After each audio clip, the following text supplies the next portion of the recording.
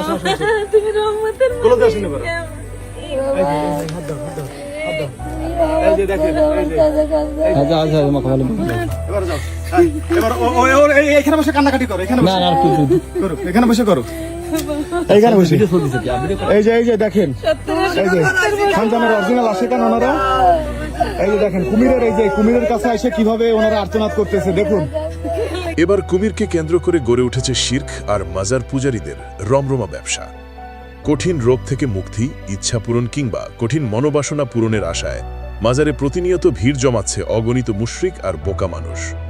মনোবাসনা পূরণের জন্য বাগেরহাটের খান জাহান আলী মাজারের ধলা পাহাড় নামের কুমিরের কাছে টাকা পয়সা কিংবা হাঁস মুরগি, গরু ছাগল উৎসর্গ করার মতো ভয়াবহ পাপে লিপ্ত হচ্ছে তারা। অনেকে করছেন কুমিরকে সিজদার মতো ক্ষমাহীন শিরক। মাজারে হচ্ছে পবিত্র জায়গা, সেখানে গিয়ে জিয়ারত কিংবা আপনি করতে পারেন তাই বলে শিরক, যা কখনোই গ্রহণযোগ্য নয়। তবে সচেতন মহলের প্রশ্ন, এখানে কেন প্রশাসন অবস্থার দায়িত্বহীন? কবে থামবে শিরকের এই ভয়াবহতা?